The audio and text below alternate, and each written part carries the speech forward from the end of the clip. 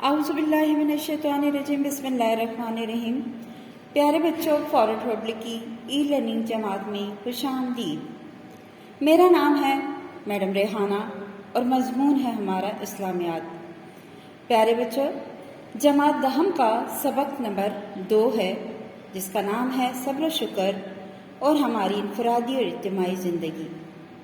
پیارے بچوں، پڑھنے سے پہلے آپ اپنی کتاب کھولیں، صفحہ نمبر 98 پر آ جائیں، پینسل ہاتھ میں پکڑیں اور جو مشکل الفاظ میں آپ کو بتاتی جاؤں وہ ساتھ ساتھ لکھتے جائیں۔ پیارے بچوں، سب سے پہلے ہم شروع کرتے ہیں اپنے سبق کی پڑھائی، جس کا نام میں نے ابھی پہلے بتایا تھا، صبر شکر اور ہماری انفرادی اور اجتماعی زندگی۔ صبر شکر ایک مسلمان کے ایسے اوصاف ہیں جو ایمان کے کامل ہونے کی دلیل ہے۔ ان کے ذریعے انسان رنج و راحت اور خوشحالی و تنگدستی میں ایسا طرز عمل اختیار کرتا ہے جو ایمان اور اللہ تعالیٰ کے فرمان کے مطابق ہوتا ہے۔ دنیا کی زندگی میں انسان کو جو حالات پیش آتے ہیں وہ بعض اوقات اس کے لیے خوشگوار اور بعض اوقات تکلیف دہ ہوتے ہیں۔ ان دونوں صورتوں میں ایک مومن کی جو مثبت رویہ اختیار کرنا چاہیے وہ صبر و شکر کا رویہ ہے۔ یہی وجہ ہے کہ ہماری انفرادی اور اجتماعی زندگی میں صبر و شکر کو بڑی اہمیت حاصل ہے۔ صبر کے لغوی معنی ہے روکنا اور برداشت کرنا، اور اس کا مفہوم یہ ہے کہ ناخوشگوار حالات میں اپنے نفس پر قابو رکھا جائے اور گھبرانے کی بجائے ثابت قدمی اختیار کی جائے، یعنی پریشانی، تکلیف اور صدمے کی حالت میں پامردی، ثابت قدمی اور ہمت قائم رکھتے ہوئے اپنے رب پر بھروسہ کیا جائے۔ شکر کے لغوی معنی ہے کسی کے احسان و عنایت پر اس کی تعریف کرنا، اس کا شکریہ ادا کرنا، اس کا احسان ماننا اور زبان سے اس کا کھل کر اظہار کرنا۔ ان عنایات اور احسانات کے اعتراف کے حوالے سے اللہ کی ذات سب سے زیادہ شکر کی مستحق ہے، جس کا مطلب یہ ہے کہ اللہ تعالیٰ کی تعریف کی جائے، اس کی عنایات کا اعتراف کیا جائے، اس کے احسانات پر سجدہ شکر بجا لایا جائے۔ شکر ادا کرنے کے 3 طریقے ہو سکتے ہیں۔ زبان سے کلمات شکر ادا کرنا۔ بیٹا یہ صفحہ نمبر 1 تھا اس سبق کا جو ہم نے پڑھائی کی، اس کے تھوڑے سے میننگز آپ لکھتے چلیں۔ صبر کے معنی برداشت کرنا، روکنا، شکر احسان ماننا، انفرادی، ذاتی، اجتماعی زندگی کسی بھی قوم یا معاشرے کے لوگوں کی جو مجموعی زندگی ہوتی ہے وہ اجتماعی زندگی کہلاتی ہے۔ یہاں پہ ہے اوصاف وصف کی جمع ہے، اور وصف کا مطلب آپ جانتے ہو صفت، کامل، مکمل، دلیل، ثبوت، تنگ دستی، مفلسی، خوشحالی، آسودگی۔ اس کے بعد جو آتا ہے پامردی کا مطلب ہے بہادری، عنایات، مہربانیاں، تحفہ، مستحق، حقدار، اعتراف کرنا، اقرار کرنا۔ جی تو بیٹا اس کی وضاحت کی طرف آتے ہیں، جو آپ نے ابھی صفحہ نمبر 1 پڑھا، اس کا تھوڑا سا میں اس کی وضاحت کرتی چلوں۔ بچوں، انسان کا طرز عمل یعنی اس کی زندگی گزارنے کا جو طریقہ ہے، برتاؤ ہے، جس کی وجہ سے اس کے اندر یہ صلاحیت پیدا ہو جائے کہ وہ برے حالات میں بھی مطمئن رہے، تو وہ صبر کہلاتا ہے۔ انسان اپنی مضبوطی اور ثابت قدمی کی بنیاد پر سچے اور حق کے راستے پر چلتا ہے، اور جو سچے اور حق کے راستے پر چلتا ہے وہ کبھی مایوس نہیں ہوتا بچوں، اور نہ ہی کبھی وہ زبان پر شکوہ شکایت لاتا ہے۔ جیسے کہ میں نے آپ کو بتایا، صبر کے معنی ہے روکنے اور برداشت کرنے کے۔ تو جب مومن اپنے نفس پر قابو رکھتا ہے، اپنے اللہ پر بھروسہ کرتا ہے، اس کا بھروسہ کیا ہوتا ہے کہ جس ذات نے مشکل میں ڈالا وہی ذات اس مشکل سے اب نکالے گی بھی۔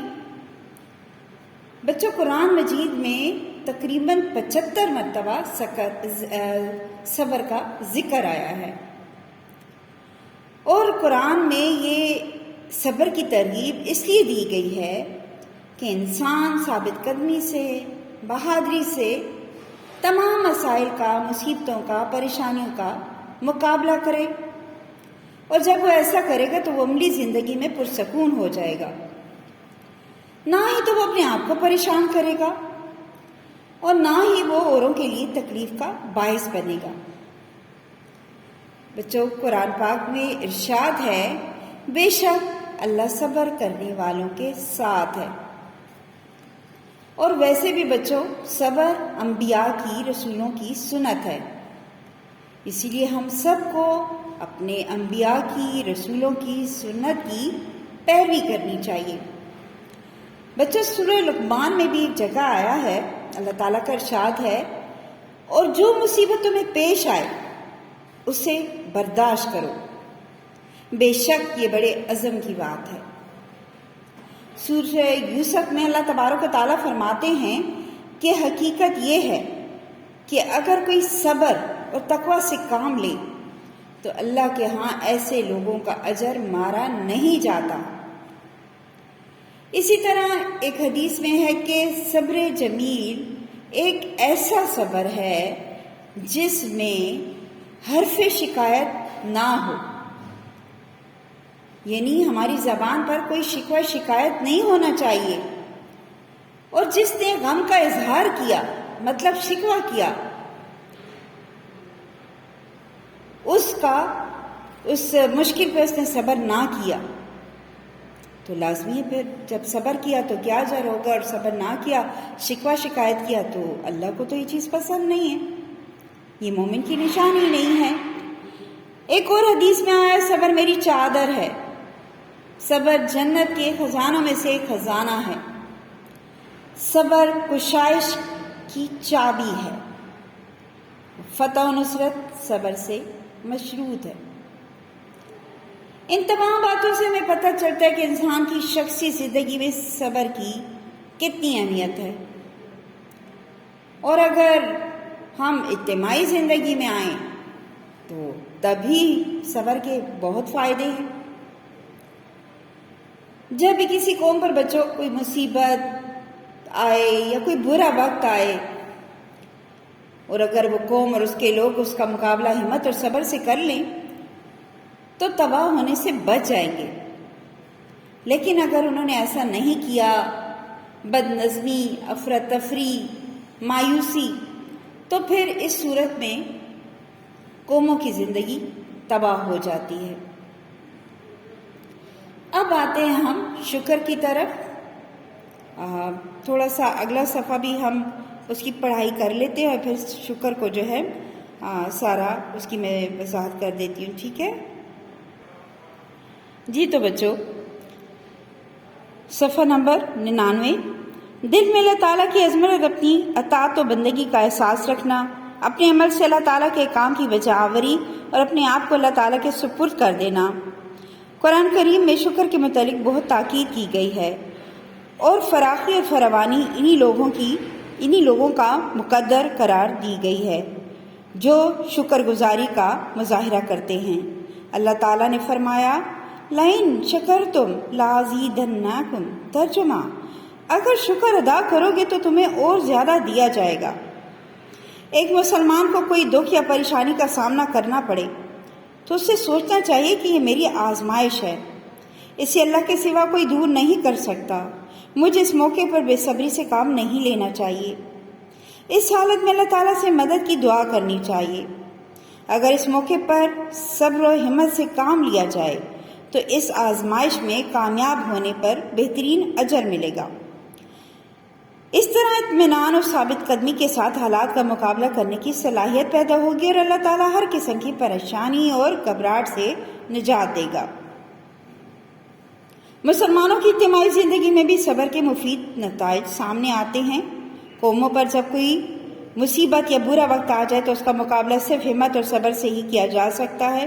اگر ان حالات میں افراتفری، بدنظمی، مایوسی اور بے عملی کا مظاہرہ کیا جائے تو قومیں تباہ ہو جاتی ہیں۔ ایسی قومیں یہ ثابت کرتی ہیں کہ وہ آزمائش پر پورا اترنے کی صلاحیت نہیں رکھتی اور عالمی برادری میں انہیں ایک باعزت مقام کا کوئی حق حاصل نہیں، کیونکہ اللہ تعالیٰ کی تائید و نصرت انہی کو حاصل ہوتی ہے جو صبر کا دامن ہاتھ سے جانے نہیں دیتے۔ قرآن کریم میں ارشاد ہے، باقی کا ہم نیکسٹ پیج پہ پڑھتے ہیں، تھوڑا سا اس پیج کو ایکسپلین کیے دیتی ہوں بچوں۔ شکر، جس کے معنی میں نے آپ کو بتائے تھے، احسان ماننا، اللہ کا شکر ادا کرنا۔ پیارے بچوں، اللہ تعالیٰ کی طرف سے یہ جو ہمیں زندگی ملی ہے اور اس زندگی کی بے شمار نعمتیں جو اللہ تبارک و تعالیٰ نے ہمیں عطا کی ہیں، اس پر ہمیں اللہ کا احسان مند ہونا چاہیے، قدر کرنی چاہیے، شکریہ ادا کرنا چاہیے۔ یہی چیز شکر کہلاتی ہے۔ لغوی معنی میں نے بتائے تھے، شکریہ ادا کرنا، احسان ماننا، اور ساتھ ہی ساتھ بچوں زبان سے اس بات کا کھل کر اظہار کرنا کہ اللہ کی ذات ہی سب سے زیادہ شکر کی حقدار ہے۔ پیارے بچوں، شکر اللہ کی نعمتوں پر احساس، اللہ کا جو احسان ہے نا ہم پر، جو نعمتیں یہ زندگی عطا کی، اس احسان کو تسلیم کرنے کا احساس ہے جب ہم شکر ادا کرتے ہیں۔ یہ ایک احساس ہے، اور اس احساس سے ہمارے اندر کیا پیدا ہوتا ہے؟ اطاعت، تابعداری۔ کس کی؟ اللہ تبارک و تعالیٰ کی۔ ویسے تو بہت سارے شکر کے طریقے ہیں، ہمیں ہر طریقے سے اللہ کا شکر ادا کرنا چاہیے، چاہے پیارے بچوں زبان سے شکر کے کلمات ہوں کہ ہم جملے بول کے اللہ کا شکر ادا کریں، یا اپنے عمل سے ایسے الفاظ کا انتخاب کریں جس سے ہمارے پیارے اللہ تبارک و تعالیٰ کی عظمت، شان، بڑائی کا احساس ہو۔ ہم بہت ساری مسنون دعائیں پڑھ کے بھی اللہ تعالیٰ کا شکر ادا کر سکتے ہیں۔ بچوں، انسان اپنی سانس کی آمد و رفت، مطلب جو ہم سانس لے رہے ہیں، جو ہماری زندگی کا تسلسل ہے، اللہ کی نعمتوں کو استعمال کر کے ہم اس کی شان، بڑائی، عظمت کو نہ صرف بیان کرتے ہیں بلکہ دل میں محسوس بھی کرتے ہیں، اپنی سوچ کا حصہ بھی بناتے ہیں، اور کہتے ہیں کہ یہ سب کچھ اللہ ہی کی طرف سے ہے، اسی نے ہمیں عطا کیا ہے۔ اور جب یہ خیال ہمارے اندر آتا ہے تو ہمارے اندر تابعداری پیدا ہوتی ہے، اطاعت پیدا ہوتی ہے۔ کس کی؟ اپنے اللہ کی۔ تو جب اللہ کی اطاعت، تابعداری، دل میں محبت پیدا ہوتی ہے تو انسان کیا کرتا ہے؟ انسان اپنی زندگی جو اس کی عطا کی ہوئی ہے، اپنی زندگی کو اللہ تعالیٰ کی مرضی کے مطابق ڈھال لیتا ہے،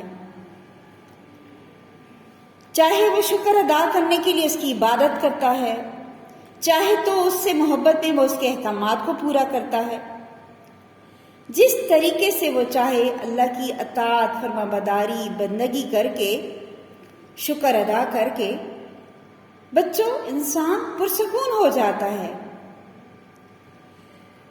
پھر ہماری زندگی کا ہمیں مقصد بھی نظر آتا ہے، ہماری زندگی بعمل ہو جاتی ہے، اور ہم جب اپنی زندگی کو ایک اچھے طریقے سے گزارتے ہیں اللہ کے احکامات کے مطابق تو ہماری زندگی منظم ہوتی ہے۔